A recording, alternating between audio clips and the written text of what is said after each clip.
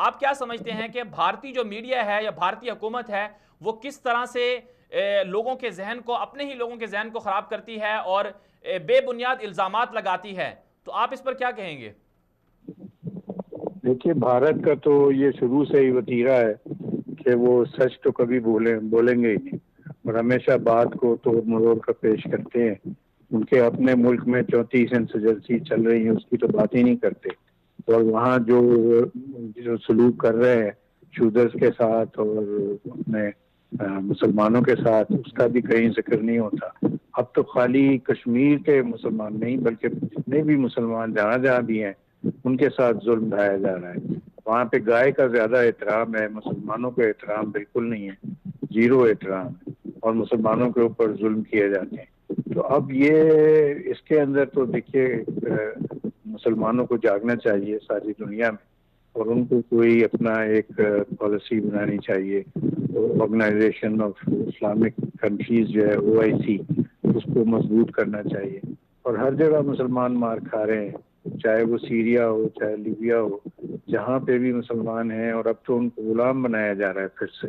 اور ایک نئی وہ شروع ہوئی ہے جس میں کہ جو خاص طور پہ جو ڈارک اسکن کے مسلمان ہیں ان کو پکڑ پکڑ کے ان کو غلام بنایا جا رہا ہے۔ تو یہ ایک عجیب سی روش شروع ہوئی ہے، اور یہ تو حال ہی کا وہ شعر ہے کہ خاصہ خاصان رسول وقت دعا ہے، امت پہ تیری آ کے عجب وقت پڑا ہے۔ بہت ہی برا وقت ہے مسلمانوں کے اوپر، اور مسلمانوں کو جنرل صاحب، بہت احتیاط کی ضرورت ہے۔ جی جی جنرل صاحب، فرمائیے۔ پاکستان نے بھارت کے 300 جو قیدی ہیں انہیں چھوڑنے کا اعلان کیا ہے۔ اس سے پہلے بھی پاکستان جو ہے جذبہ خیر سگالی کے تحت بھارتی قیدیوں کو چھوڑتا ہے، لیکن بھارت سے پاکستان کی جو قیدی ہوتے ہیں ان کی لاشیں آتی ہیں، تو بھارت یہ سلوک کر رہا ہے اور پاکستان ان کی قیدیوں کو چھوڑ رہا ہے، تو پاکستان کو بھی ان کے جیسا سلوک نہیں کرنا چاہیے؟ بالکل صحیح کہہ رہے ہیں آپ، اور اس میں بس پاکستان کے جو قیدی وہاں ہوتے ہیں ان کو وہ اتنا ٹارچر کرتے ہیں کہ وہ اس قابل ہی نہیں رہتے کہ وہ آگے پاکستان زندہ پہنچ سکیں۔ تو اس میں بڑا ظلم ہوتا ہے ان کے اوپر۔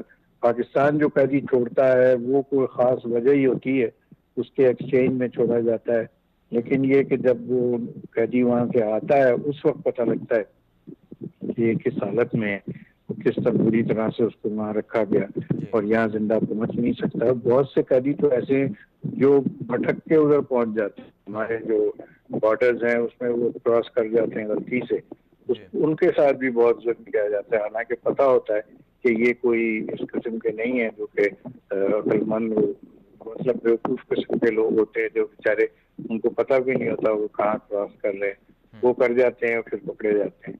تو اس قسم کے حالات ہیں، ہمارا بارڈر چونکہ کامن ہے اس لیے کہیں نہ کہیں گڑبڑ رہتی ہے۔ جی اللہ رحم کرے، اور کشمیر میں تو بہت چلیں زیادہ ہے، اور وہاں کے اوپر روز اتنی کیجویلٹیز ہو رہی ہیں، وہاں جی پہ وہ استعمال کرتے ہیں گولہ بارود، جس بالکل سے کہ ہمارے جو بارڈر پہ لوگ رہ رہے ہیں ان میں بہت شہادتیں ہو رہی ہیں۔ جی پاکستان جواب تو دے رہا ہے ٹکا کے، جی پاکستانی فوج، لیکن یہ ہے کہ یہ کب تک اس طرح چلے گا، اور کب تک یہ بیچارے جو ہے قربانیاں دیتے رہیں۔ جنرل صاحب، آپ کا بہت بہت شکریہ، آپ نے وقت دیا۔